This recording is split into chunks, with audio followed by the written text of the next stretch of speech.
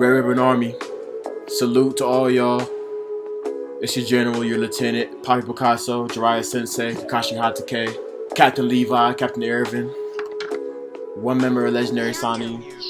We back today with Boku no Hero Academica, never know how to pronounce it. It's been a little bit. We have two guests here today, both from previous Red Ribbon Army appearances. One's an original Stay Tuned member, one's an original Say Less member. Both are original OGs. Go ahead and introduce yourself, let people know who you are. Yo, what's good? You already know what time it is. It's Mr. Turn Your Wifey into my waifu. Into my waifu. Young Weeb King. You feel me? I'm in my bag. My real bag, my weed bag, you feel me? Jonathan Curran is the name, because my name is my name. Y'all probably know me as Johnny Curran. Get at me if you feel like it. Otherwise, continue living your life. Hey, and start having a skincare routine. I don't even know who I'm talking to right now in terms of the audience, but start doing that shit, man. Skincare is important. Moisturize. Some call me Manny. Some call me Hugo. I'm the CEO at ESM, Eastside Millionaire. You know what I'm saying? We all chasing that paper. Let's get it. ESM Hugo, Mula and Andretti. Where are we coming in first? Should we jump in with Mineta or should we jump in with... We gotta go with Stain? Your choice. We gotta go right over Mineta? Yeah, we gotta be true to the brand. We know what the fans want. The great The fans want Mineta. The great warrior. The great warrior, you feel me? AKA the grapist. He out here. The grapist. Lord Sticky Balls. Yo, you said the fans want it. How much do you think, like, I didn't even think about it this way. Do you think fans love Mineta on the same level as a Bakugo or Todoroki? Honestly, I feel like he's in the top 3. He's got to be in the top 3. I don't know what everybody's top 3 is, but I guarantee you he'll probably be in the top 3. Son, that's crazy for someone who provides nothing to the plot and no help to any fights. Oh, for sure. That's crazy. Speaks volumes to his legendary essence. Yo, that's a lot. I can't think of anybody else with that type of impact that provides nothing to the story. Yeah, we haven't seen a character like this since Master Roshi. Like, weirdly is like close to the main character. Yeah. Son, but even Roshi, like, started off like Goku and Krillin's progression and shit. Like, even he still had like plot point. Like, he had not plot point, but a plot purpose. That's true. This is a completely unrelated nigga who has like top tier attention in the show or top tier love. Maybe. What if he ages like fine wine? Like, maybe that's his superpower. We'll see. That's his superpower. Yo, that's crazy. What if we do? Because these are still kids. And they might not have a full like understanding of the quirk yet. What if he does come through with like just an undeveloped quirk, or a quirk that's undeveloped now, and ends up being some actual serious shit? That'd be crazy. But also, if it went down the wine-based path, I would not trust the nigga. He'd have that. He'd have the. You know what I mean? If his quirk lets him make wine, It's a wrap. it's a wrap. It's a wrap. Dang, that's crazy. So that's all he needs. He has no priorities as a hero. It's just whatever's getting bitches. Damn, young Minoru Mineta, aka young Brett Kavanaugh. Let's get it. Word. It's a sexual harassment. He'd probably be better for the villain who just sexual harasses for real. Listen, man, Jungle Juice. Might be happier. He about to put the jungle in the Jungle Juice, bro. I'm ready for it. I don't know if I can co-sign that. I gotta decode exactly what the jungle is, or whatever you put in this juice. That's true. Man, it's a wild world out there, man. It's a wild world in anime. Yeah, there's no boundaries in anime, and I feel like this character truly just proves that example. Like, case in point. Cause like, I love that. Yeah, like, where is the line in anime? Does it even exist? I don't think so. I don't know. I'm trying to think which way, cause I've seen everything through anime. We've seen brutal shit as far as murder, and they kill kids, they kill whatever. We've seen rape. Oh, son, I don't think there is any cannibalism. Son, there are no boundaries. That's crazy. There are none at all. I don't know. But specifically for the pervy shipment that does, let alone being a boundary in anime, it's like a staple in anime. Having like, I feel like most successful animes or most long-run animes, they have to have at least one like mad pervy character. And I know we were talking about this last time, but I just want to bring up again, like, I think this is just misogyny within anime. Like this has just been a thing. Like anime has been a more male-dominated thing over time. But I feel like over time, like we'll see true like feminism or gender equality when we start to see like females have pervy moments as anime writers for stuff. Like when we get the pervy female character, that's gonna be a whole nother wave. I feel like it's gonna happen too, like pretty soon. It's gonna be great. It's one of the situations where like the female rebound from man misogyny is something that we can also look forward to. I mean, I don't want to say that because I look forward to actual female equality in real life and all that, but you know what I mean. It's not like a backlash from what happened. It's more like it's genuinely we want to do the same thing too. Yeah, and that's fucking great. Cause like I have a lot of female friends who are anime friends now too, and like you said, it was mad misogyny and like a lot of the pervy situations in the anime, but like they're more with it than the men are. Like they go crazy with that shit. So I'm like, all right, I'm interested to see what's like when we get actual female brains in the anime writing world. Yeah, that'll be crazy. I'm interested to see. We're about to find a whole nother side of women we didn't know existed. There's a whole nother level of freak that's about to come out. Oh, word. Love it. Up for it. I think that's just gonna be the freakiest. Yeah, that's equality right there. That's equality right there. I don't know, cause you said like that's when we're really gonna see like their true level of freakiness, or whatever. And it has me thinking, cause like even with what we were saying before about like the perviness in anime just being the manifestation of just the male mind and what they like really like actually freely think. And then that's just crazy to me because that's exactly what the fuck anime is. Like boiled down to it, it's just like I think you said it before. Is most anime is written by nerds and shut-ins who like never really got a chance to really get pussy like that. So like this is all the sexual energy is going to the art. Yeah, that's true. I totally agree with you with that. I feel like anime is just really nerds venting out all of these social experiences that they like really missed out on because like they're just like socially excluded and bullied and all of this stuff. So like while we were like 16 or 17, like we were out like at prom, like at these dances, like doing whatever we got to do, or like maybe it was at the football game, basketball game, like what you know what I'm talking about. And weebs never get that, and if weebs even dream of having that, they immediately get like socially just like shunned and bullied. And because of that, they had these like needs and urges that like is natural for somebody their age to have, but then you get it out in like really weird, unnatural ways. And anime just seems to be like one of the healthier forms of that, because at the end of the day, they know this shit's weird. Yeah, but it's accepted. The community wants it. Yeah, exactly. That's great. That's art. That's fucking beautiful. Yeah, that really is art. Like art is the freedom of expression. Freedom of expression. Manifested. Oh, that's beautiful. Yeah. Can't wait to see the female mind. Damn. I kind of don't want to even get into this because I know we're probably gonna fuck it up and like probably be completely wrong. But what do you think anime coming from a female mind is, plot wise? What do you think the difference is gonna be? I think they about to troll men. Like they about to make us look so dumb. Look stupid. Like, cause low key, compared to women, like yo, I be having goofy ass moments around females. Like I can't explain it. Yeah. I'm for it. Yeah, so I feel like it's about to be a lot of just like goofy dude comedy. Like some really big event is gonna happen, and then the dude is gonna like forget like the main like object needed to solve the problem at the crib or some shit. Oh, so some mad like, kind of like male incompetence type shit, but like in a funny way. Yeah, pretty much. Cause like I feel like girls always unite about that shit. Cause like whenever I'm dating a girl, she never fucks with any of the other females in my life that I'm friends with or anything like that. Or even when other girls are around, they're like very, I guess, like protective. Yeah. But the one thing that always unifies them is just fucking roasting me. And I was like, damn, it actually is very hard to unify like all women, because women just be so different. Like men are like kind of the same. No, it's impossible. It's possible to unify 3 women. Lord help you if you forget their chips at Chipotle. It's the end of the fucking world. Right? Ew, the female mind just works so fucking different than ours. Got me Chipotle and forgot my chips.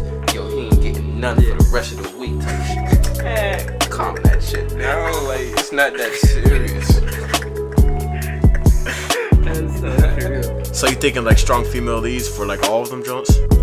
Or just dumbass male leads? I think it'll be strong female leads. Like, I think we'll be secondary characters. Like, you gotta think of us being the love interest in some of these things. So, like, how are we gonna be portrayed?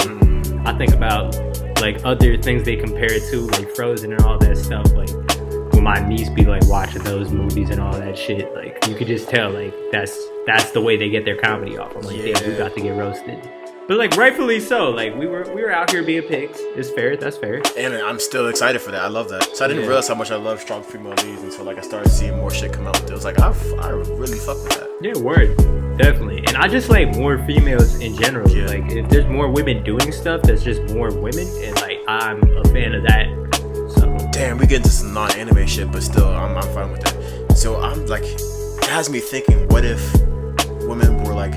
women's ideas and thoughts were like seen as the same level as men's throughout the entire like history of humans? Because that's 50% of the population who just like intellectually, ignored, I guess, until now. I feel like we would have the same amount of bullshit that we're dealing with now, except it'd be way more passive aggressive. No disrespect whatsoever, but like that's the way I feel. Like I feel like we have different problems. It'd be the same amount of bullshit, but we just be hella passive aggressive about it. Like I feel like I'll say it like this: it'd be like 2014 us versus 2018 us. Like the circumstances were really still the same, except people are way more vocal now about their shit, like and way more partisan, I guess. Like because men are confrontational by nature, so like when men are in power, they always going to be talking about their ego, what they got, their team versus the other team. You know, like just because men are very competitive like that. So I could totally see that happening. But then you look at more like pacifist presidents,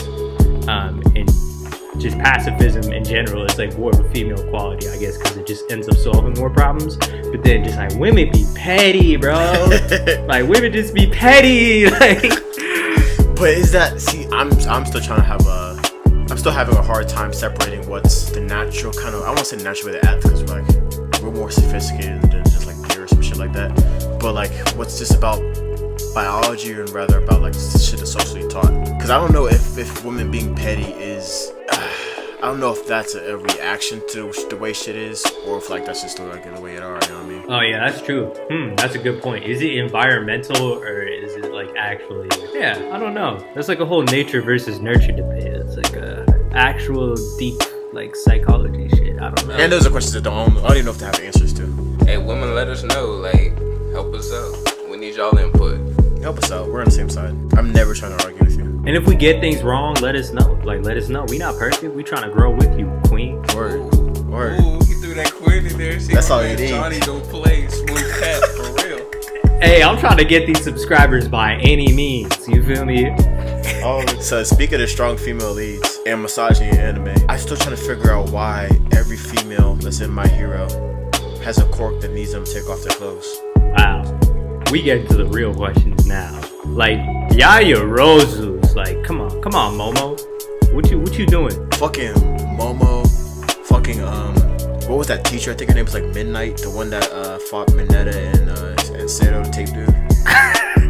There wasn't even a chill transition with her. It was just like, boom, we in a fight, we butt ass naked now. What's good? It's butt naked. That's mad convenient. Like Momo needs to show skin because the shit comes out of her skin. Old girl needs to get naked because the gas comes out of her shit.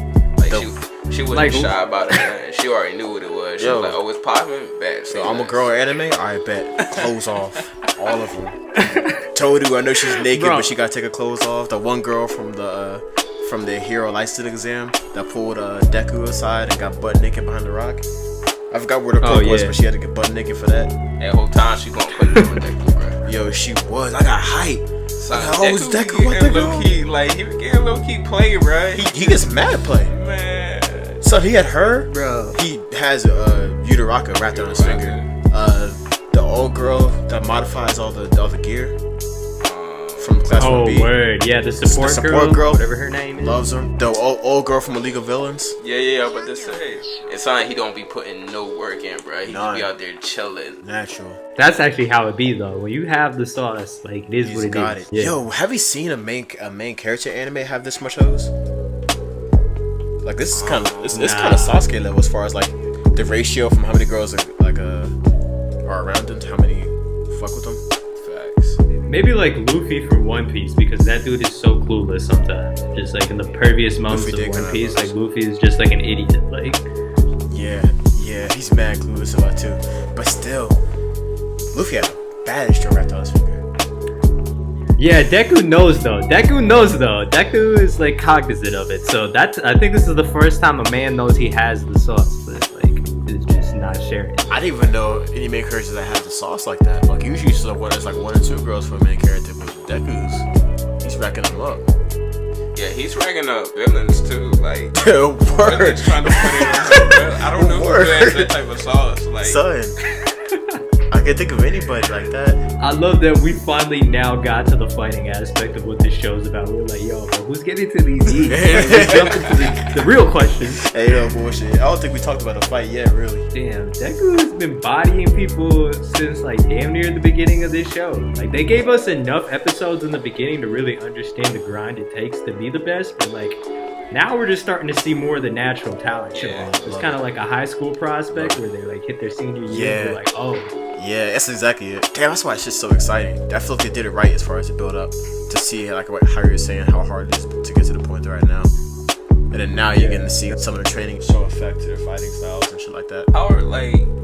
How long are they gonna stay in the Hero Academy? I was thinking about that too. Like I thought they're gonna leave after they got their license. But then the big 3, they said they're like 3rd years, and they talk like they had the license like a while ago. I don't know. Yeah, definitely. They had like mostly like 2nd and 3rd years for most of like the exam, and then these guys were just 1st years. Like if they're talented enough, can they like just dip out now? Become pros after like 1 year? Or like that's what it's looking like, right? Just based off of the pace that they're at compared to all of their peers, like.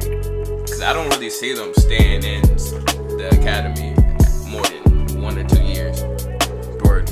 Yeah. Especially with everything intensifying with the League of Villains and everything like that. Like they're going to be forced to be pro heroes. It looked so weird when they first came back to the classroom after all the shit they went through. It was like, why are they? I feel like they went back to Ninja Academy. Yeah. I'm like, yo, why? You're good now. You're a pro. Like, what are you going back here for? Yeah. Like, what are you learning more English? Like, you got it. Yeah, I wonder if some of these characters will question that too in the show. That'd be an interesting aspect, because like it's probably like people becoming doctors and shit. It just takes like so long, probably because it's such a big deal. But like during that process, people just get fed up and like we're like, yo, why am I even doing this?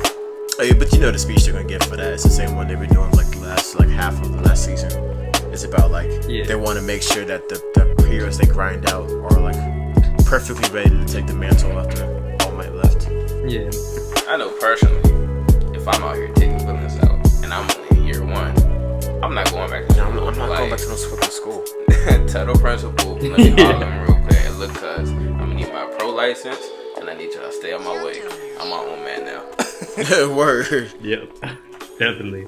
Yeah. I know Bakugo's gonna be hot when he gets back in our classroom too. Just sitting there learning bullshit. Yo, he might just blow the whole classroom up. It might be a good thing too. Facts. Yeah, exactly. Yo, that actually kind of captures what Bakugo is like as a character. Like his willingness to blow everything up actually weirdly enough makes him a hero. Like I low-key think he's like the main character of this show. Like on the low. Like, you can look at it that way. It seems that it's focused on Deku, but then if you just look at the circumstances Bakugo's in, like he should have been a villain by now. But like his willingness just to be like fuck everybody, weirdly like his need to be dominant but extremely neutral about stuff actually makes him a real hero. I think that's really gonna play into it. Because the League of Villains specifically went after Bakugo, and like even in the beginning of the show, like the time Bakugo had to get saved, had he gotten like taken by that villain, like as a kid, he probably would have become like the sludge. Like there have been multiple, multiple opportunities. Yeah. For Bakugo to become a villain, and like if Bakugo turned and went on the villain side, that shit would pop off. But every single time, which was like similar to like Naruto and Sasuke, but like instead of Sasuke actually going and becoming part of the villains right now, Bakugo every single time has just been like, yo, it's on site. That's the second I wake up, I'm fucking messing up these villains, and then once I get out of here, I'm beating the fuck up out of Deku just because I was bothered that I got kidnapped. Yo, I'm so glad you brought up the Sasuke point, because I compare Bakugo to Sasuke a lot, and this is the reason why I fuck with Bakugo a lot more than I fuck with Sasuke. Is Bakugo's will is so much stronger than Sasuke's. You're not gonna sway Bakugo's will. Like if he knows what he wants, he's not gonna get off that path. Exactly. Like it looked like it was going direction for him to turn to a villain, like building up to that. And then when they asked him, he was like, "Hey, no, fuck y'all. I'm smacking all y'all in the face for even bringing that shit up." Hey, Bakugo, you the hardest nigga. Hard. Make Sasuke look like a bitch. Anytime anybody asks Sasuke to switch, niggas, okay. A nigga switched so many times. Yeah, like you can just tell by the way Bakugo moves too. Like he's been outside. Yeah, like, yeah. And the reason I fuck with Bakugo is like he wants to get stronger with his own strength, his own will. Sasuke was just hey, bro, you got power? Yeah. I bet I'm gonna go fuck with you for a second. Like, like. Yo, I didn't even think about that because that's what Boruto started to do. Yeah. And then Boruto's building this. I didn't even think about them connecting in that way too. That's the only downside I had with Sasuke is his thirst for power is like. I have a few downsides with Sasuke. I need someone else to help me. Like, if you knew your lineage, bro. Son, I hated None that. of that shit, bro. Yeah, True. you don't need to take that shortcuts. Yeah, Kiba needs the shortcuts. Yeah. So if Kiba takes any shortcuts, I understand. I get it. We don't blame you, Kiba. Word, Thing, dude, bro. do what you gotta do. They couldn't give that nigga a pit bull or something. They got like a husky mountain dog, which they're cool, but get you a pit bull, Kiba. What you doing? This is a My Hero podcast. I don't know when we got so far into Naruto. Hey, oh yeah, we was just talking about Bakugo and like just how he has elements of Sasuke, but like he kind of takes the elements of Sasuke and then just makes the better decision. Yeah, Facts. yeah. And I fuck with that. I definitely fuck with that.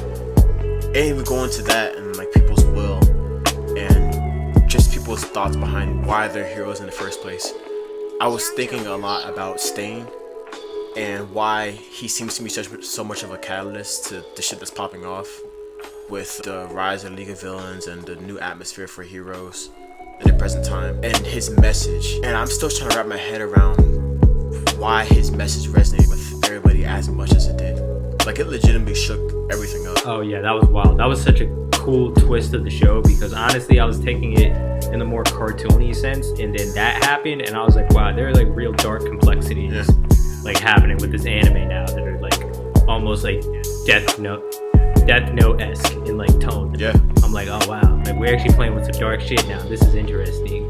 Cause what Stain represented is kind of similar to me in like terrorism, which is like, you know, justified murder under like certain values, like, you know, whether it's white supremacy or like ISIS, like they take an idea and pretty much justify it, whether it's like through religion or like race, whatever it is.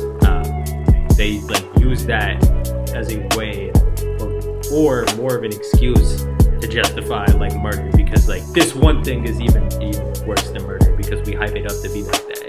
And I feel like Stain was kind of like that in the idea that he justified his killing. He was like, nah, all heroes can't be like absolutely perfect. Thus, we need to find the exceptions. Like, we need to blur the line. But the thing about that is people started to resonate with him. Like people actually start to believe that his message did justify the killings. Exactly, and that's how you convert people. Like that's how a cult is made. You feel me? Like that's how cults get made. That's what makes this show so fucking good. Yeah. I was like, wow, what a curveball! Huge like, curveball. There's a lot going on. Shit was all good until Ida got that call during the sports festival. Like it was straight. Like shit. The plot was straight arrow. It was cartoony, like you said. It was more or less playful with some like minorly serious undertones until Ida got the call. I feel like, damn, that kind of, see, the more I think about the way they did that, the more I like the way they introduced Stain, because that's kind of what Stain represented. It was like, life isn't as sweet and everyday as it appears to be for you guys, or as, what do you call it, as the delusion that you guys made for yourselves is. Because shit was all sweet until Stain showed up and said, hey, no, this is reality. And started, like, killing people close to people. They're saying that the heroes aren't what they seem to be. This world isn't what it seems to be. And the shit shook up the plot the same way it shook up the actual world there. That's crazy.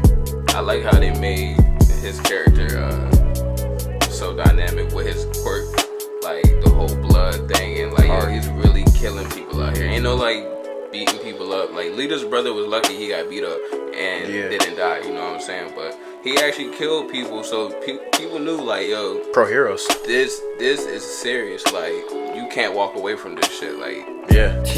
His nickname was the Hero Killer. They didn't even try to give him a cute nickname on that one. They were just like, this dude kills heroes. That's his name. Hero Killer is a crazy name. It wasn't like Purple Bandit. It sure as shit wasn't no Great Boy. I'll tell you that.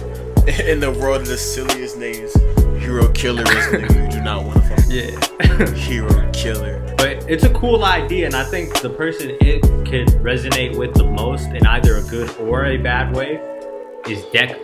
because Deku got caught right in the middle of it. And like I feel like if that's gonna affect anybody, that's gonna affect Deku the most. Like I think shit is gonna be chill. We're gonna see him get more powerful, but I feel like the way we see Deku slip up is mentally. It's never gonna be physically. It's never gonna be a physical domination because he has that quirk. Like, what do you think's gonna spark that change in him? I don't know. It could be anything. Like, because that's what makes traumatizing events like so crazy. Like, you know what they do with anime though. When you gotta spark that mental change in somebody gotta die. Somebody gotta go. Yeah, right when the shit gets too cheery, like somebody close. Like, that is just life though. Who do you think's going? Because I'm with you as far as your theory about Deku or Stain's message kind of sitting in Deku and then festering into something different that changes his mental state a lot. Yeah. Who do you think's gonna do it for him as far as death? Because I think that's coming. So you're asking, who do you think is gonna get killed off? Like, who do you think would be the most meaningful kill off? Most meaningful kill off, and that makes the most sense with the way the plot's developing. Okay, that's a really good question. I feel like Lita could get him. But Ida? Yeah, Ida. My bad. Ida. Actually, it might be Lita. I have no idea. I never know. I'm looking at the name now. I never know if it's a capital I or an L at the beginning of his name. Because I think they're pronouncing Ida during the show. Yeah, I heard it pronounced Ida. I'd be saying I don't know. Because I just be I'm calling you Ida just because that's all I'm calling you. You think Ida?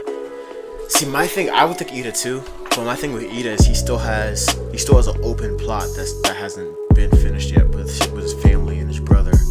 And I don't. Oh yeah. And they introduced him at the beginning of the show as definitely one of the main characters, and he hasn't done much so far. Whereas like it'd be weird to kill him off now without like having him do some main character shit, or even developing with it, because he doesn't really develop much as compared to like, because he was introduced on the same level as Bakugo and Yuraraka and Todoroki and like the main people.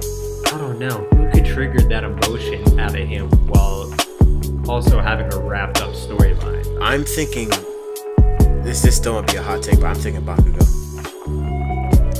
That would make the most sense to accomplish that task. Definitely. I think compared to like, because so far the main plotline for Bakugo and a huge one for Deku has been their relationship and the kind of back and forth rivalry they have and the tension between those two. And like with them fighting and then Deku finally seeing shit from Bakugo's perspective and realizing like Bakugo's completely justified for being the person he is, and he understands like Bakugo's really just another version of him, and like they have a mutual understanding of each other now.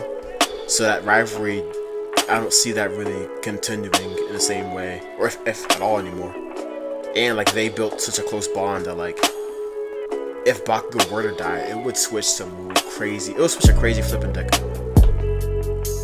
Yeah, that'd be interesting. It would switch a huge story. And I don't know where else they can go with Bakugo now.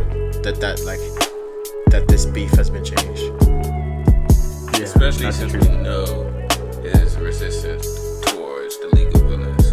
Yeah, you can't have him flip now. Yeah, we know he doesn't have family problems like Todoroki. You can't really go into that. His family seems straight. Yeah, there's really the whole thing was his frustrations with not being stronger than Deku or Deku catching up to him. Mm-hmm. I don't know. Bakugo might have to go. Yo, do you know it'd be crazy?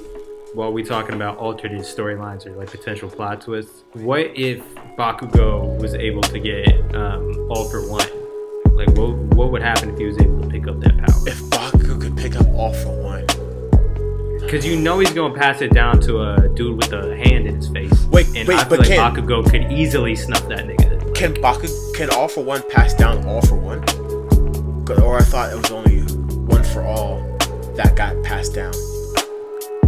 Or I thought All for One could only pass down certain quirks, not like his quirk, if that makes sense. Weren't you saying that original story that they were like brothers? In the original story, All for One, the one that we know now, and his brother, who I don't know his name, but for story's purposes, let's call him One for All. His brother seemed to be quirkless, and All for One had his quirk All for One, so he can take other people's quirks and he can also give quirks to other people. And he gave the quirk, which turned out to be.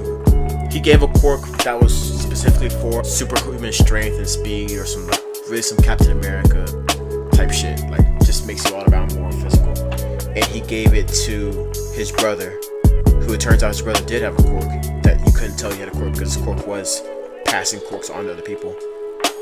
And the combination between the quirk that All For One gave him and the quirk that he already had made One For All. But that came from All For One just giving one of his extra quirks away, not his quirk.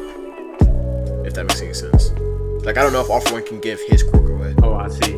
But if he's able to give quirks away in general, I don't see why he can't give his quirk away. That's true. That's true. And that's what could get Bakugo to be the villain. Like, what if he's just like, yo, I was just using this kid as a pawn. Like, I actually wanted you.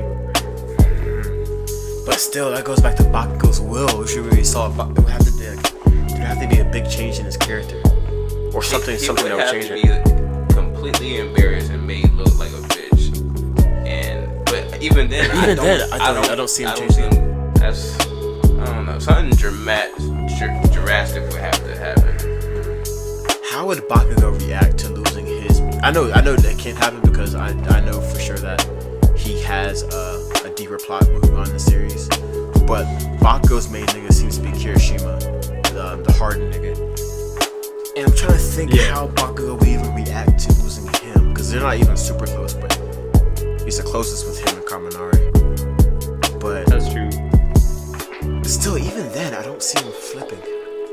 I'm not sure what could spark that change, but Bakugo it would have to be some Naruto Sasuke shit, like only one of us could be at the top. I have to fight you because my ideals. It would have to be some Naruto and Sasuke shit for their last fight.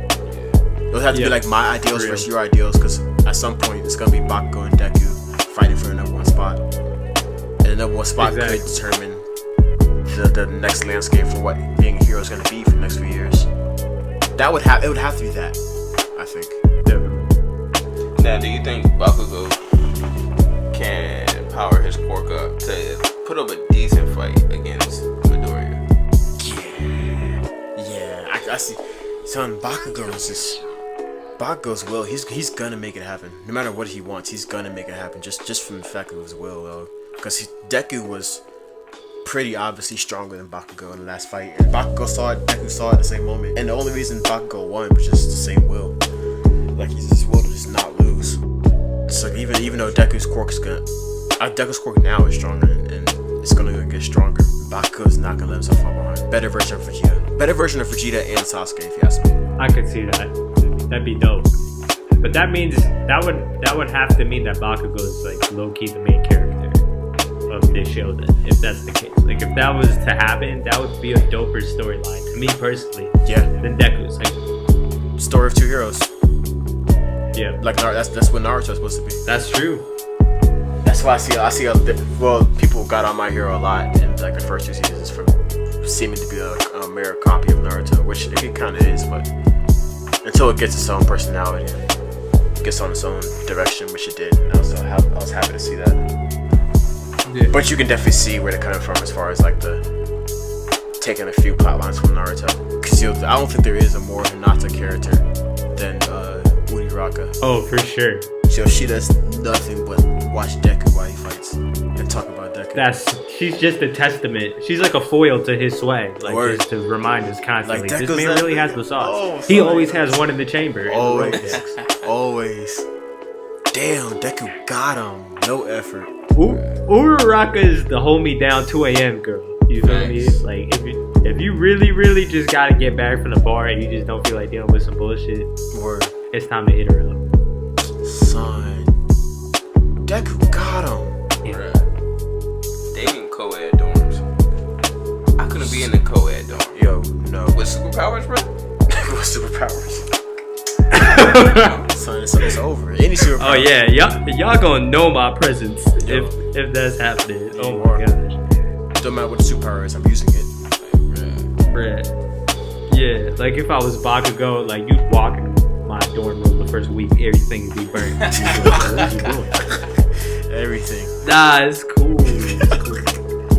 You got condoms though? Cause we like 14. That's the age though. You put a bunch of 14-year-olds in a door for that. Stupid. Yo, Minetta's gonna snuff Deku. It's gonna happen. Yo, Minetta's a hater, Son, bro. it's already- That's the pervious people. But it gets Deku specifically because Minetta's the only one, and Minetta's the only one in the show that sees what we see. Like Deku has Facts, hoes. big facts. Like he Yeah. sees it every time. It's like, why is it always Deku? So I swear Yeah. he was gonna snuffle me. He heard the old girl got naked with Deku. Damn, He was ready to that's so snuff. true. He's going to eventually. Eat it. Mineta low-key has to be feeling like he's crazy. Like he's the only person who realizes it. That's like he has an existential crisis Word. every single time he sees Deku out here getting to these hoes. With no effort. And then when people play him off, that pisses him off even more. Son. I know. I was like, damn, this is how villains are made. It's this nigga's whole purpose in life is to get pussy, and he tries so hard, and Deku doesn't even try, and just picks it up like it's nothing. You know how frustrated you be? Minetta's going to the Damn. League of Villains. And Minetta's he's gonna take over. Just to take Deku out, bro. Son, I said Damn, it that's first. gonna Mineta to the happen. League of Villains confirmed. that's probably the ultimate plot line of this whole show. That's their Kaguya. Damn. Hey, I found out. Yeah, no spoiler alert. but Yo, that's spoiler happening. alert. That's happening. For real. Yo, what if Mineta ended up getting all for one and then Son. he just made the most wild jungle juice?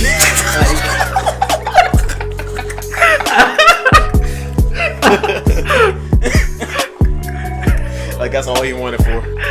That's it. And then he gave it back. Or gave it to someone else. Gave that shit to someone else. I guess someone to use it once. That's it. That's hilarious. Yo, I think we're onto something. I think we're onto something. Damn. That's at least gotta be a filler episode or something. Word. We trademarking that one too. No, that's happening.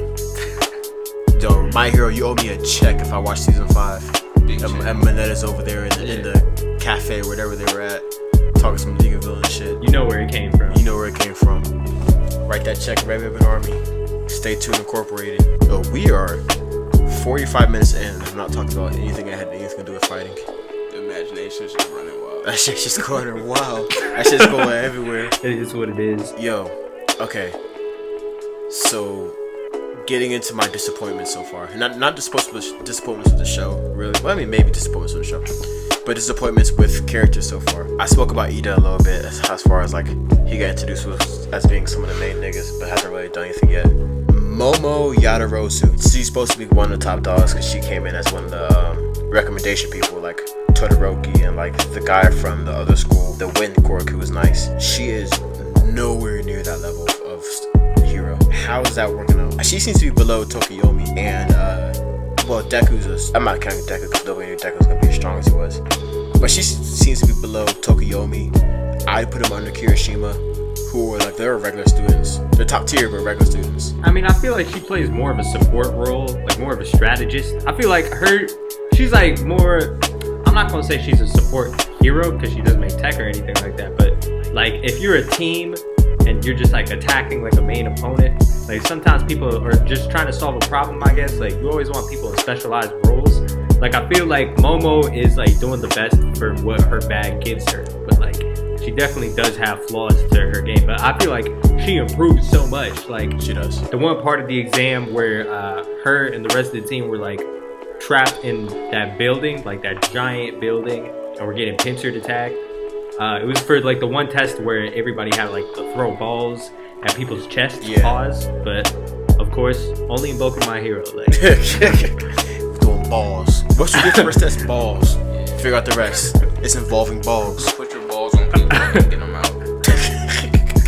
yeah. How do you explain that to like a staff, like of like 40 employees, and they're like, all right, yes sir, Command we'll them. make that. It's not a discussion. You command them. wild. We need balls. Work the rest out. Yeah. Yo, it's interesting that you brought up her being a support character. Cause the more I think, not character, but support hero. Because the more I think about it, I think that would kind of be perfect for her. Even though she doesn't have to make tech, Yeah. she produces tech. Her body produces anything anybody would need. And I feel like support characters have to be good strategists too, because they have to know exactly what they need for each situation. And she's brilliant. She's supposed to be a genius because, like, going into how her actual corp works, I didn't realize she has to actually understand the molecular. That's a hard word for me to say. The molecular breakdown of every single thing that she makes in order to make it. Which means you have to be a genius to know how to make one thing, and she makes all types of shit. Dude, that's so true. And to further build up on your point, I think, going back to what we were previously talking about with anime writers being pervs, like, if you can throw some titties into a fight, like, yo, and you gotta get your bag, you're gonna want Momo to still be a good foil. Yeah. In this story. Yeah, you gotta keep her on the map. But like, I think she could be the best support character. Is what I'm saying. Her and girl. For sure. She's definitely gonna lead a team. She lead something. In some point of this. I think she's just misplaced right now. Right. Yeah. Oh, that might answer my question, because she could be the caliber of hero as a recommendation student. She's just being misused at the moment. I think that's definitely true. Like, because think of any case if you were in a war. You could have endless supplies. Like, imagine like Deku just like leading some people in a task, and he's like, "Yo, I need like this spear made out of diamonds right now." It should be like, "All right, bet," and just like pull it out of titty. Word. And that's it. Like, son, and the strategist she'll probably be the ones giving orders on who needs who or who needs what. That would be tight. And what would work best with each person.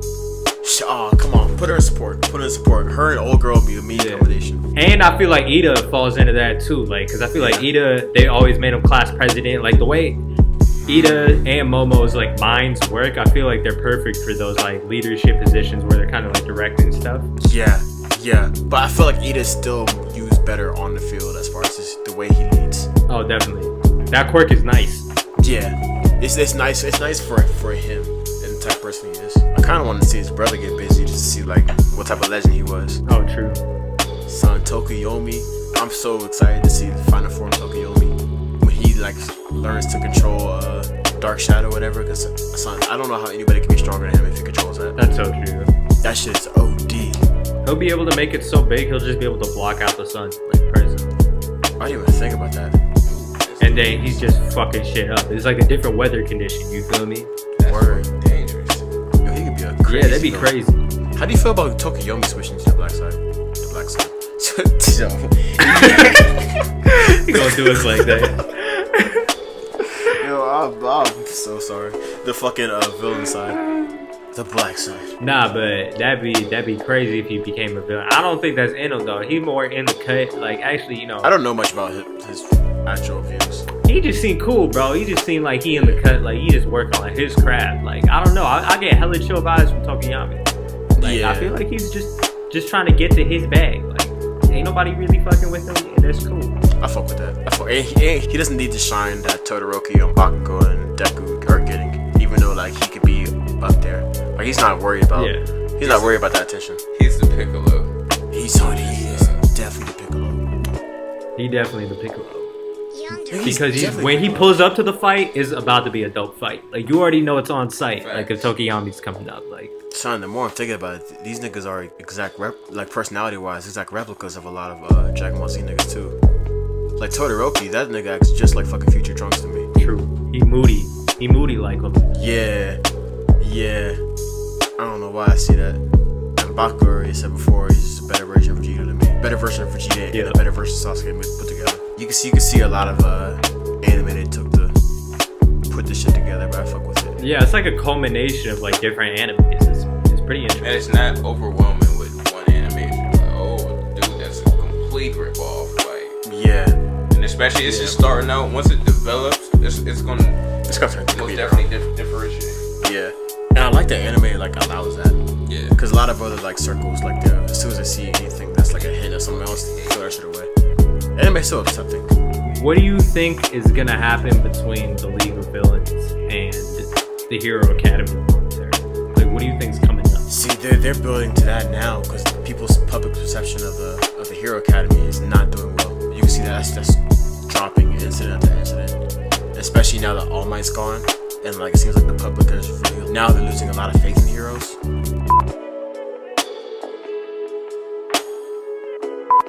My guy, my hero.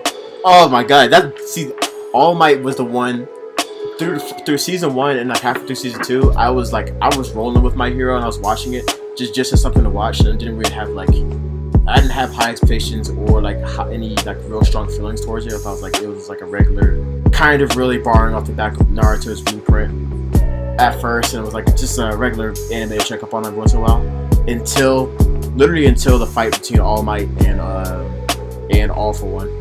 Like that was the biggest turning point for me in this entire show. That's what really like got me into it. Cause like fucking, there's not too many moments in anime that made me actually get up out my seat and have like a physical reaction to it. But when fucking All Might did like United States smash that nigga and like raise his fist and turn his fist big and everything, I was like, ooh, that spoke to my heart. I got up and physically got hyped off a show that I was even like fully invested in. That was so hard to me. And then like it cuts to the screen and like everybody's in the streets and everybody's like genuinely worried because like their hero is now this like 110-pound, 80-year-old nigga. And like it's like, oh shit, we're in real trouble now. And like they're all chanting All Might's name and everything, and like and Deku's crying. I'm like, oh shit, this is a moment. This is one of my moments of anime I always talk about. Oh man, that shit's beautiful to me. That shit got me. I messed with that scene too because after they seen him in his weakened state, they were surprised, but it wasn't like, man, it's over for us type. Yeah. You know what I'm saying? Yeah. They stuck by him, so I fuck with him for incorporating that. It humanized him. Because before, like, he was just this OP character who, like, God tier. Like, you don't have to worry about him. Like, he's always straight. Like, he's never gonna see him sweat. And we saw him really sweat and then win. Nothing tops that. Nothing else tops that. I'm going through this list of everybody in Class A right now, and I'm really, like, this has been the same thing I'm preaching the whole time. The difference between the top half and the second half of this class is ridiculous. Like, my hope for my hero, or what I think they should have done, which they didn't do, was only have the top tier pass the hero licensing exam.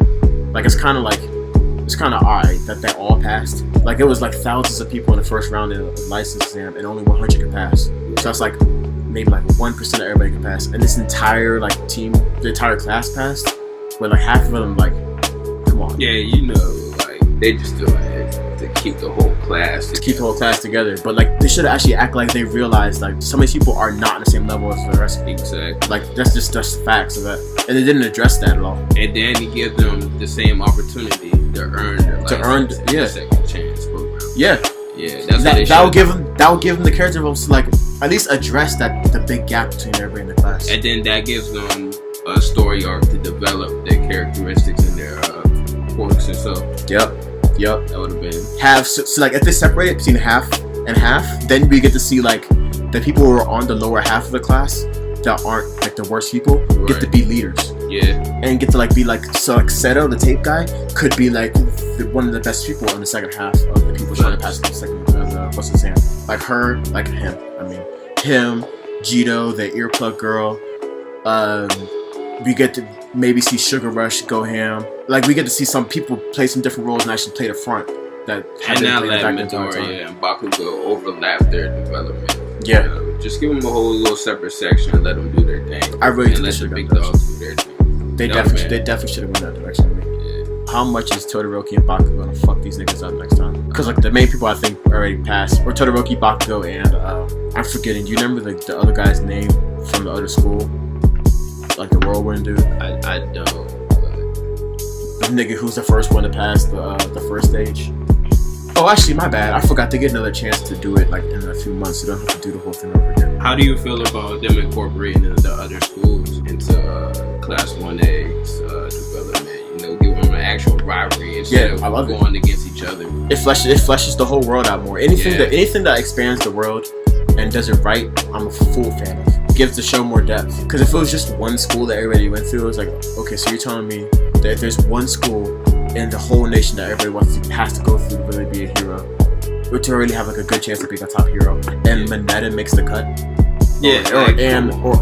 So it's like, all right, that would be a little sketchy. But the fact that we saw like there's lots of other schools, and some of them are top tier, like the Hero Academy is. It's like, okay, that could have been at the Hero Academy. You know what I'm saying? Yeah. But well, no, I think a few of them could have been.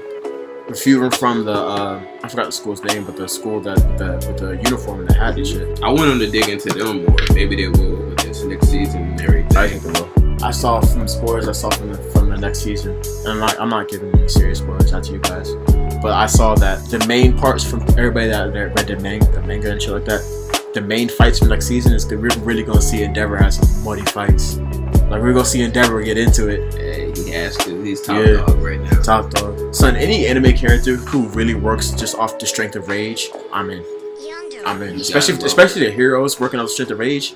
I'm in. I'm with it. I don't like the whole goody shoes. That was All Might to save the day. Yeah, like that works with some characters and some anime, but you gotta have that one dude that's like, yo, is he really a hero? yeah, no bullshit. Gotta have him. Like Endeavor's gonna kill. Oh yeah, I'm with that, and I'm all with it.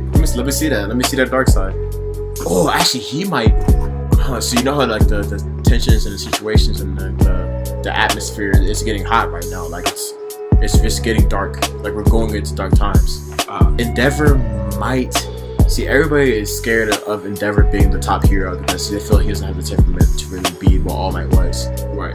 Is there an argument that Endeavor could be the right person to lead the charge in these dark times coming forward? Because like they're gonna be put in tough situations where like you're gonna have to kill, and All Might not have the heart for that. That would be the only aspect. Whereas Endeavor would. That would be the only aspect I could see him being the top hero would do any good. Yeah, that's all he wants to be too. And everybody, as soon as he becomes it, even though this isn't the way he wants to become it, everybody shits on him. I'm like, damn, dog, you do it. Just be stronger than me if you worry about me being the top hero. Facts. I get why this nigga's mad all the time.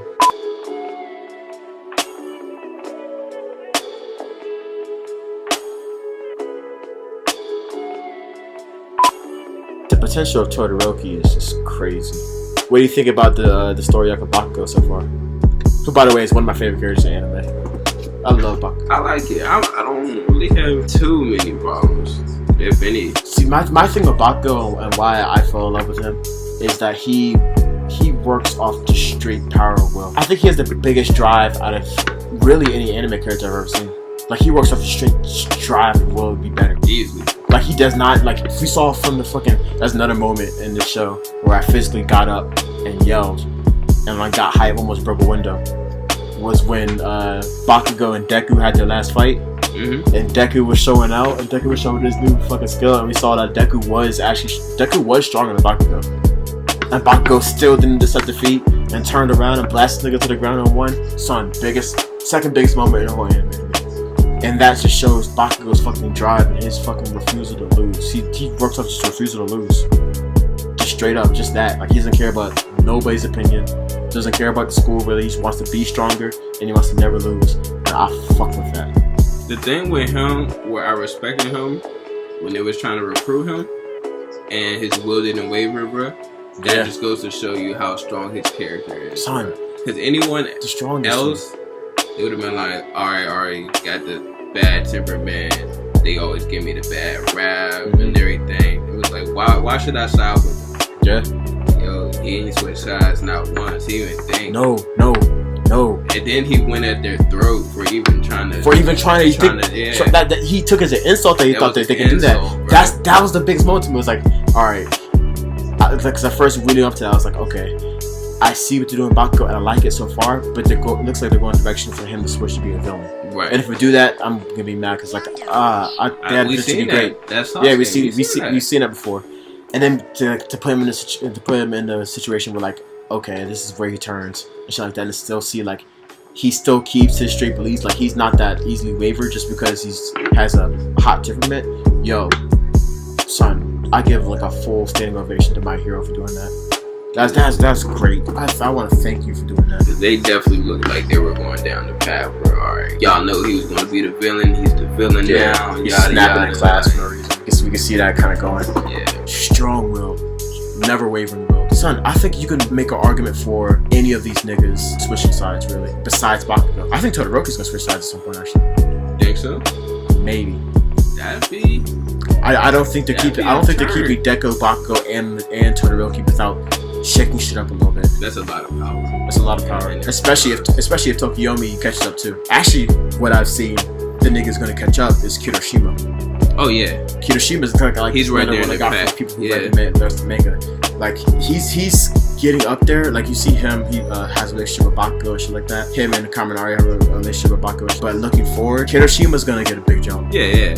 And I like that they put pieces around Bakugo. That way he doesn't have to revolve around Midoriya all the time. Like, yeah. You know, my life is solely on Midoriya, and it gives him a more of a personality. Yeah, gives way more personality. That's we get to see him actually bounce off someone else's personality and not be like, exactly. Like, just get the fuck away. I gotta chase this dude, and I always gotta be better than him. I can actually have people under me, and this is my squad. Keep your squad over there, but we can work together. Type shit. Yeah, you know what I'm saying? Especially for a nigga who doesn't really fuck with like a lot being of people. he doesn't fuck with just being in the whole class like literally everybody else does. Yeah. Like everybody else is for like the betterment of the whole class, whereas Bakugo is just trying to be as strong as he could be, but like he still has niggas like fucks with. He's still a kid. Right. At the end of the day, he's still a person. It just like I said before, it looked like they were going in like a one-directional way with this anime, and it completely surprised me with how layered it actually was. Yeah, good turn. But actually, I say that with a caveat because there's one main character who is so one note that like it's making me mad that we have no character for him yet. Is Uraraka. Uraraka is the Hinata of My Hero. Like the only dialogue we ever get is how much she loves Bakugo. Right. Bakugo, Midoriya. I don't know anything else about her actually. Yeah, besides she has a gravity work. So all she does is watch. She watches Midoriya do everything the same way Hinata is watching Naruto the entire series. Yeah. And then like often when she's in the middle of a fight, she'll just be watching Deku, and then somebody about to punch her, be like, "Oh shit, I gotta do something," and then she panics to figure out a solution to whatever she's doing. But she's put in situations because like the only thing she ever thinks about is Deku. Right. Like I get that. I get they're building up that relationship and shit like that, but like they don't have to be that one note with her. Yeah. Especially since they did the little internship and she learned martial arts from the pro hero. Like she has a couple components that they can build on, which they probably will in the future. But it would have been nice to see her, get a little one-on-one, hand-to-hand combat with someone. You know what I'm saying? Just to like, all right, I got these hands. Like, yeah, you know what I'm saying? The gravity is one thing, but don't think I can't get close range and give it to you. Like, so if he really gets hands, that could be kind of dirty. Because nobody really has hands right now, besides like people who use incorporated with their quirks, like Deku and Ojiro. Gravity quirk, and I'm pretty sure she can like put a nice little combo twist into that. Son, she probably can. Right? You know what she has to learn to do? She has to learn to figure out the ins and outs of the quirks the same way that I forget the name, the number one hero in the academy. You know what I'm talking about? Yeah. The nigga who, son. I think it's the last episode of the season actually. They introduced the number one, actually, no, he's not number one actually. It's the top 3 heroes of the academy. And what seemed to be the main nigga, they introduced him. And they actually like had him fighting everybody in class 1A. And they started trying to punch this nigga. And son, I knew from the beginning that like My Hero had a stigma from taking from Naruto. But they took this nigga's quirk straight from this nigga Toby from Card. Like they didn't even like try like that's Kamui. It's just Kamui. Facts. Like it looked the same when they punched through him and everything. It's like, oh come on, yo. Like at least try to like hide. Made the same sound effect. Son, I swear it did. I swear I saw this nigga's eye change a little bit when he did too. I'm like, yo, hold up. At least try a little bit. But like we learned to his estimation, like his quirk really like isn't all that. His quirk really is like it's kind of low. Like it's not really that useful. But like he learned the ins and outs of it, and he had hands. Yeah. And he got the hands where like he could make it real nice. And if Uraraka, what if Uraraka starts training with him? They can learn the ins and outs of like how to incorporate her gravity shit with actual like hand-to-hand combos. I mean, he's a student too, so I guess you can't do an internship with another student. But like, if she came to him on some, can you teach me a few things? Shit, like they could probably do something with that. Most definitely. Again, this is other directions that we go with that. How you think it's gonna pop off in this next season? I'm just trying to guess where the story arc's gonna go. Because the League of Villains is they're getting up there. They're getting kind of nice. At some point, I don't know. I'm not for sure how solid they're gonna make everything. Because, like you said, the League of Villains right now, the way they're recruiting, bro, they getting some hot shit niggas up in there. They are. They really are. And they're getting numbers. They're getting big numbers. Maybe they'll try to incorporate all the different schools and their top niggas and put them in like the front lines and be ready to go at their top niggas at the front lines. But like they going to have to do something like because the heroes front lines. It looks like it's like 6 people. Yeah, it looks like it's 6 people and then regular humans with guns. Like that's not going to do it. Like the League of Villains has they have grown numbers. men. They have grown men with grown men with like too. nice quirks too. Yeah, bro. So I don't know if Gene nigga's gonna cut it. Nah. So like yo. And I mean they still had the pro heroes too, but I'm talking about the pro heroes. Oh, like, yeah, the Gene. Even the only pro heroes we're seeing were like I could probably count on 2 hands. Like it's All Might who's not even here anymore. So Endeavor, we haven't seen a number 3 hero. All this skipped to number 4 with the Dust Genius. Number 5 was the guy who could fucking make his body real thin and go through people's bodies and shit like that. Was like his quirk's hard. Like he figured out how to go through like a certain part of like somebody's brain where get him like conscious shit like that. Like that's kind of hard. The big bitch, the Miss Gigantic, whatever her name is, the Wood dude, Gang Orca. But like his just. I fuck with Gang Orca. I fuck with him too. Yeah. I fuck with him too. And then I think after that, it's the teachers. Yeah. Unless I'm forgetting somebody in the regular like. What about the dude who can make criminals? Oh, he was a teacher too. He was a teacher too. Yeah, because he went up against. I think he went up against Dark Shadow and somebody else during the test. Right. It might have been Dark Shadow. Alright, no, but we saw him going against someone else during the test. I just realized he has the same quirk as Dobby. Not Dobby. Dobby's the fire dude. Same quirk as the other nigga who saw with split personality in the League of Villains. I forgot his name. Right. I think I called him Dobby before too. My bad. Dobby's the fire nigga with a sun on his face. So theories. I saw a few theories online for just fan-made theories that it could be true. But there's a theory out there that Dobby, the actual Dobby, the nigga with the sun on his face with the fucking fire, is Todoroki's brother, and it's another one of Endeavor's experiments to make the perfect quirk that failed. Ooh. Because if you remember, the only reason Todoroki's even alive is because Endeavor was experimenting to make a hero that can beat All Might. That was his whole deal. Like, he doesn't care about having a son. He doesn't care about having a wife. That entire thing was just to try to figure out how to make it. And maybe he's been trying before that too. And he just didn't know how to do it. He didn't know the way to do it was to breed with somebody else with a high level quirk. Right. Because if you look at Dobby, his face is all sewn up.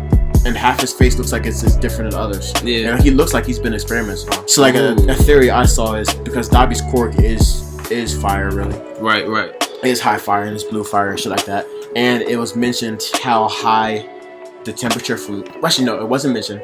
But the fact that his fire is blue fire burns at a higher heat than regular fire does. So it looks like it's possible that can be another iteration of Endeavor's experiment to make a perfect person. And for some reason he didn't meet the standards, so he trashed it. I mean, that could be motivation for him to become a villain. I never even thought about that, bro. That would be hard. I'm actually with it. It's up there.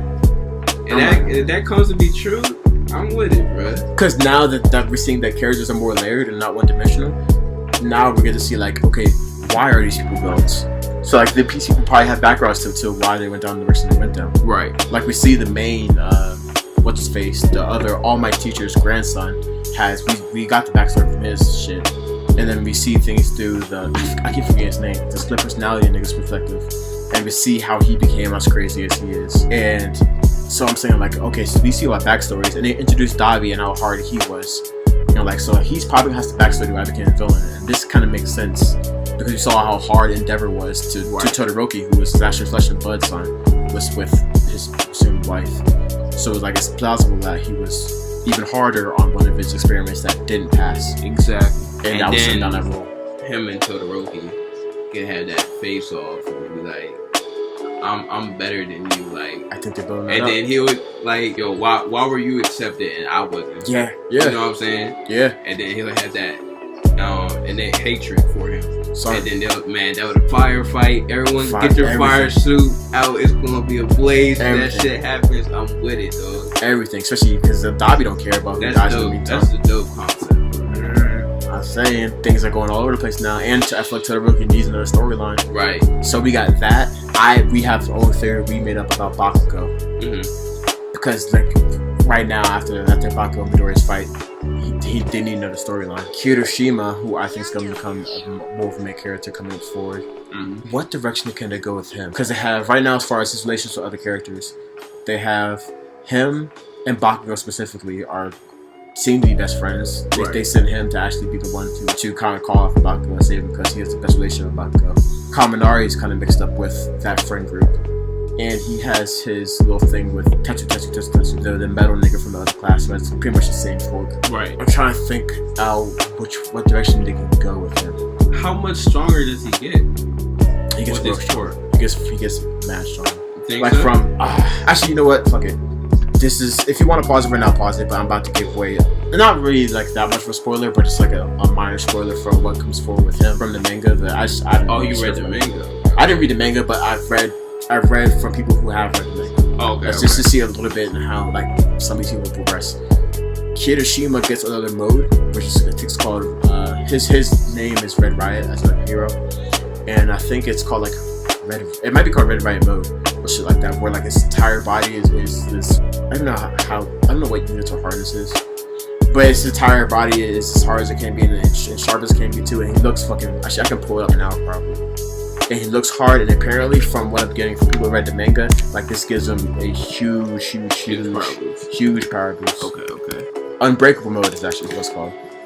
This mode. Sheesh. And once he gets to Unbreakable mode, like apparently he's gonna be rivaling Deku and Bakugo for the top of the class, and Todoroki for the top of the class. Ooh, okay. And I think, and this should be coming soon too. Son, this gets me excited.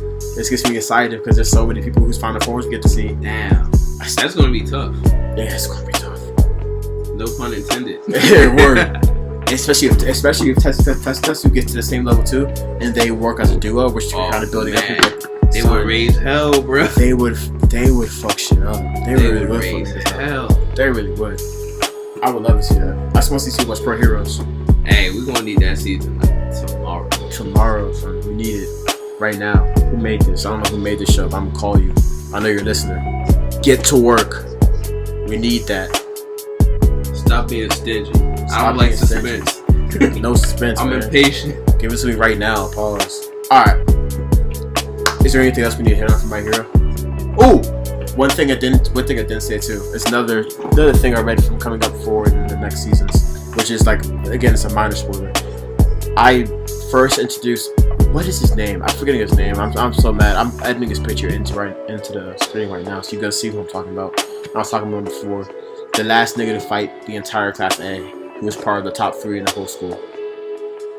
I learned that it's kind of assumed that he is the top one, because he takes that front role, and like everybody treats him as if he's the guy that got to in the school. Right. He's not.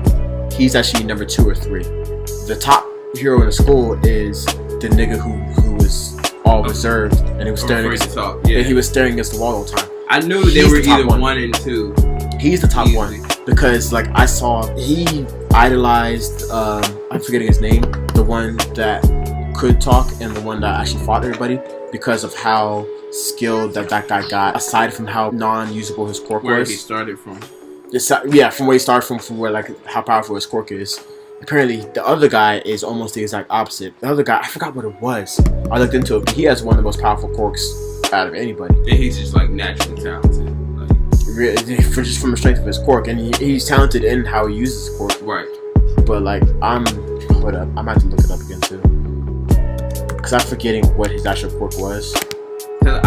When he was all reserved and everything, I was like, okay, well, your initial first thought is, okay, he's either like number 2 or number 3. There's no way he can be number 1. But then that one thought in the back of your head, okay, they made him reserved for that specific reason. Okay, he's going to be the top dude. I didn't really think about it when I first seen it. I only ran it once, but that makes sense.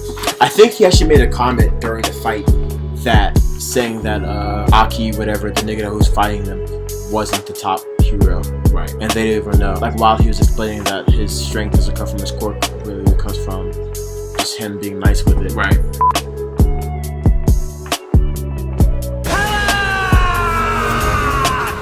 I remember now. We can start the podcast. His quirk was that it was kind of similar to Momo's quirk, in the sense that Momo's quirk, in more detail, Momo's quirk is that she can manifest anything from her skin, or from her fat cells from her skin, more specifically, which like in that case, I don't know why she wouldn't try to be as fat as possible.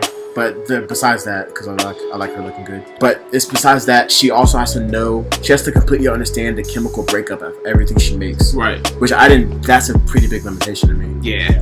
But like she happens to be the fact that she can make anything means she's a genius. Right. Let alone how many things she can make.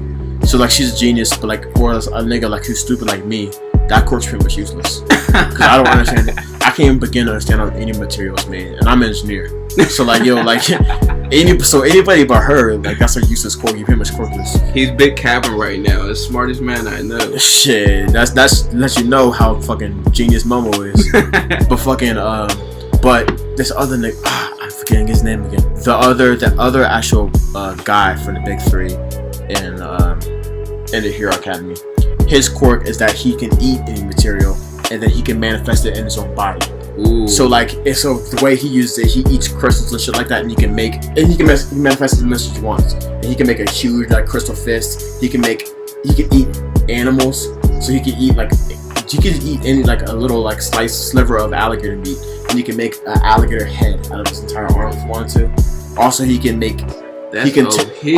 touch other people, and he can turn them into whatever he ate that he wants to make their body to. Kind of transfer whatever he gained. I didn't even think about it in that way.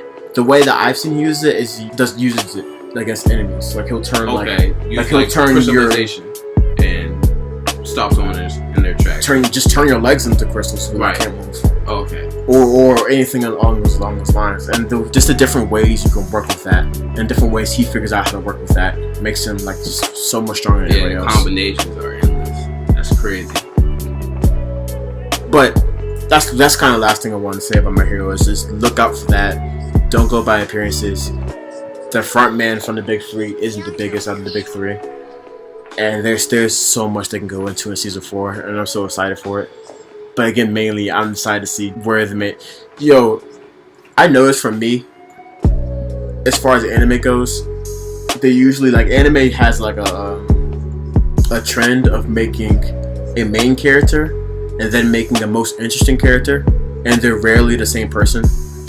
For all anime, like every Goku has a Vegeta, right? And every Naruto has a Sasuke or Kakashi or an Itachi, or every fucking Eren has a Levi and a Mikasa, and it's like, and that still holds true in My Hero, because like Deku's like kind of a typical frontman for anime, and then have Bakugo and Todoroki who are more interesting and kind of stronger.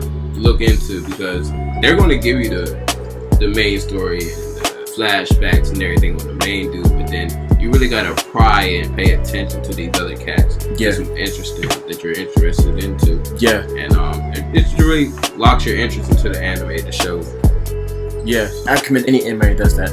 But the one thing that they usually do is they get you disinterested in the main person. Right. In doing that. But I'm still so interested in the development of Deku. Just from what they've done with him physically. But just off the strength of that, like I'm excited to see where Deku goes. Where like I can't say that for a lot of other anime for the main characters. Right. Usually I'm more excited for the Todorokis and the Bakugos of the show. Yeah. Makes sense. But ending, whoever made My Hero, I could look at him up. I could edit in. Actually, you know what? I'm not gonna do that. Let me look it up now so I can give this nigga his due justice.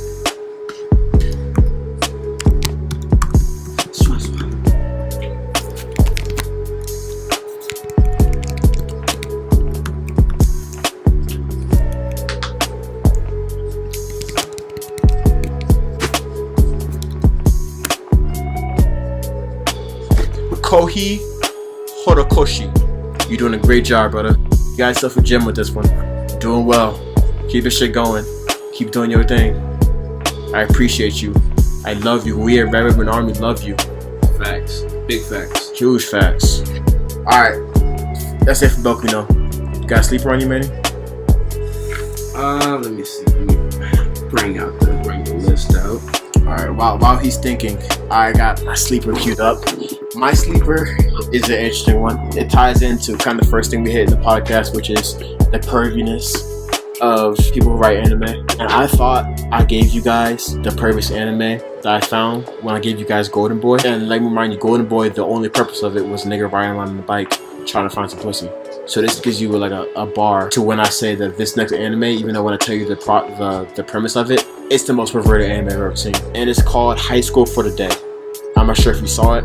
If you haven't, you know what I'm gonna do? I'm gonna edit in a little scene right now from High School for the Dead, to get you guys get a feel of what I'm saying as far as like, you'll understand when you see it. Not a bullet. Shit. Damn it. Camaro! Go get her, I'll cover you, but you better move like you got a fucking purpose. You can't. There are way too many of them to fight with a wooden sword. Just get the girl.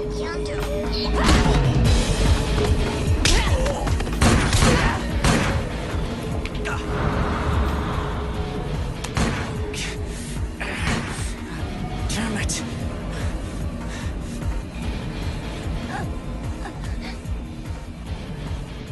This is it. Had a good run.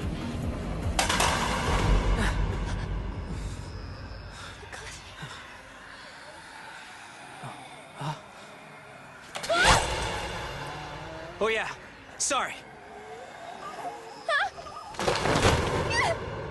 Hirano, what about this? Flick the lever in front of the trigger guard. You can disengage the safety net way. After that, pull the slide to the right. You're ready to shoot.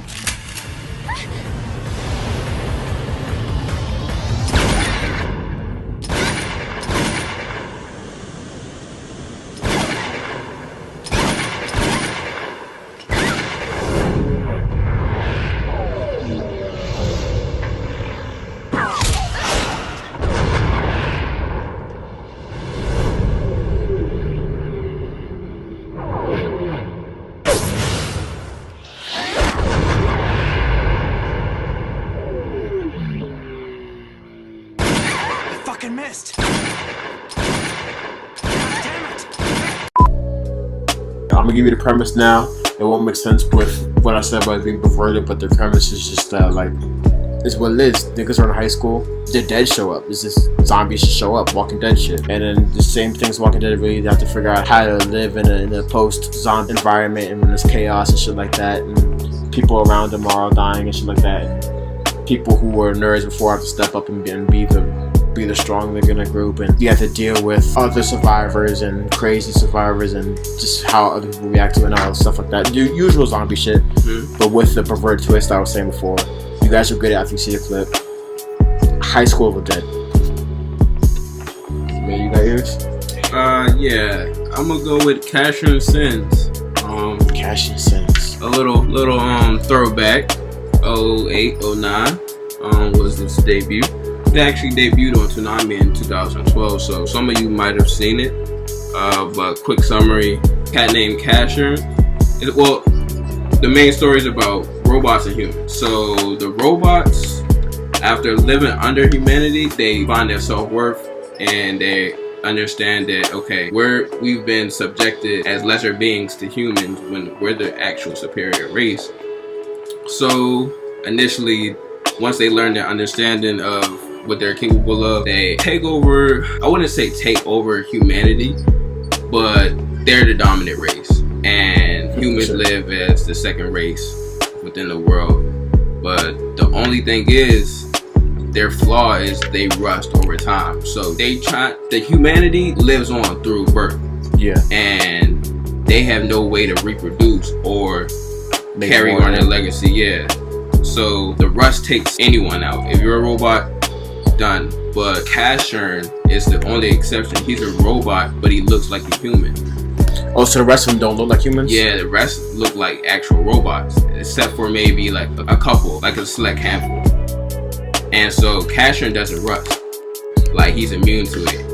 And they claim he's only immune to rusting because he killed the queen of the world, Luna. So basically, their ideologically,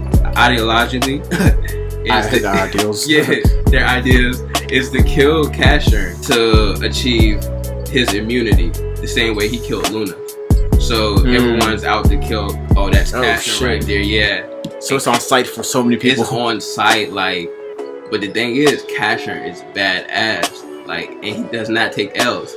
See, that situation kind of reminds me of like Afro Samurai type shit. Right. Like, you pretty much got the headband at that point. Yeah. Like, so he basically can't lose. He wants to die, but he cannot die. So he goes around and, like, it comes to a point. I don't really want to give out a spoiler, but it's a minor spoiler. It's to a point where he wants to die and he lets his arch rival tried to kill him, and he still does not die. So it's an interesting story. Yo, how ironic is that? Yeah, because everybody wants to kill him because they don't want to die, and he doesn't. And that's the only thing he does want is to.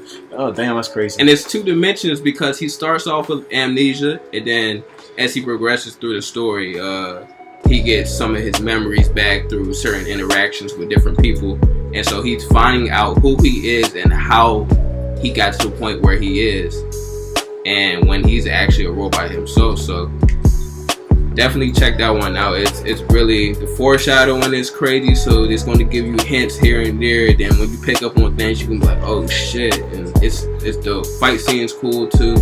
So that's always a plus. Definitely check that out. That's Casshern Sins. Casshern Sins. Casshern. That's one word. And Sins. SINS. There's 2 words. Casshern Sins. Peep it. Watch it. Listen to it. Plug it. Tell everybody else that we told you. Tell everybody else about Reverend Army. Tell your mom. Tell your dad. Tell your brother. Tell your son. Don't tell your daughters. But they already know who he is, though. They already know who he is, though. Still tell them. Remind them. Let them know that you on the same track as them. Let them know you're on the same wavelength. No man left behind. None. That's what we do. Reverend Army. Salute. Love.